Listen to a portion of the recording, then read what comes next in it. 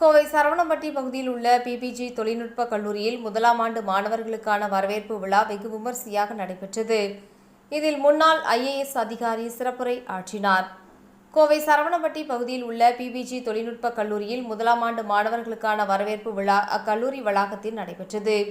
PPG கல்வி நிறுவனங்களின் தலைவர் டாக்டர் LV தங்கவேலு தலைமையில் நடைபெற்ற இந்த நிகழ்வில் துணைத் தலைவர் அக்ஷய் தங்கவேல், அஸ்வின், மருத்துவமனை இயக்குநர் அஸ்வின், கல்லூரியின் தாளாளர் சாந்தி தங்கவேல் ஆகியோர் முன்னிலை வகித்தனர்.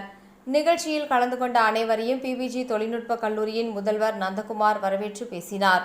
தொடர்ந்து நிகழ்ச்சியில் பேசிய டாக்டர் தங்கவேல், சாதாரண விவசாய குடும்பத்தில் பிறந்து தம்முடைய இந்த வெற்றி விடாமுயற்சியால் வந்தது என குறிப்பிட்டார்.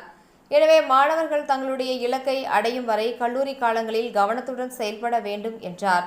விழாவில் சிறப்பு விருந்தினராக பல்வேறு துறையில் முக்கிய அதிகாரியாக பணியாற்றி ஓய்வு பெற்ற மூத்த IAS அதிகாரி பிச்சாண்டி கலந்து கொண்டு சிறப்புரை ஆற்றினார். அப்போது அவர் கூறியதாவது, சமூக முன்னேற்றத்திற்கு பொறியியல் சார்ந்த கல்வியின் முக்கியத்துவம் வாழ்வின் அடுத்த கட்ட முன்னேற்றத்திற்கு எடுத்து செல்வதில் பொறியியல் துறை முக்கிய பங்கு வகிப்பதாக குறிப்பிட்டார்.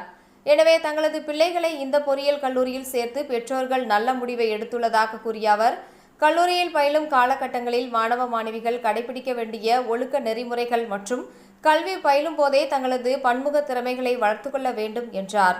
இறுதியாக முனைவர் நித்ய பிரகாஷ் நன்றி உரை வழங்கினார். நிகழ்ச்சியில் மாணவர்கள் மற்றும் அவர்களது பெற்றோர்கள், துறை தலைவர்கள், பேராசிரியர்கள் உள்பட பலர் கலந்து கொண்டனர்.